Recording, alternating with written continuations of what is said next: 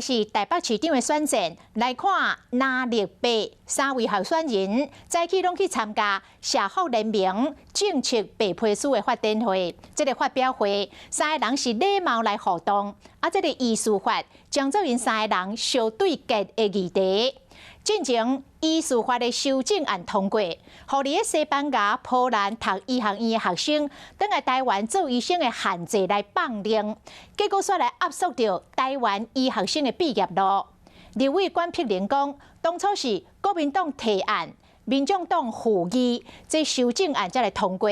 即卖周万安、黄珊珊甲责任拢撒互当时的卫福部长陈时中，这是恶意陷害。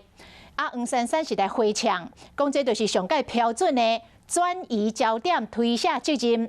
那周万安是来回讲，民进党是上大党，因若反对，嘛根本无法度通过。无党籍台北市长候选人黄珊珊来到台北社福联盟政策白皮书发表会，说咧。过5分钟，民进党候选人陈时中嘛来啊，桌上中过一个会，不过黄珊珊和陈时中2人见面，嘛是有拍一招呼，说来到下晝10點左右，周万安嘛来啊。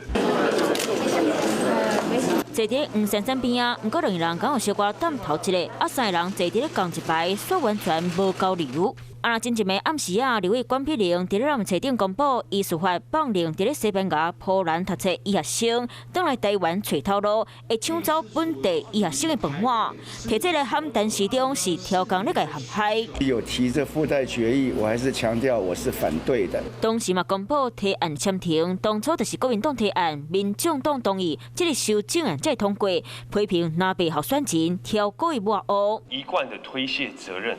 其实大家都知道，民进党在立法院是多数。今天只要卫福部反对，民进党在立法院的多数反对，这样的决议就不会成立。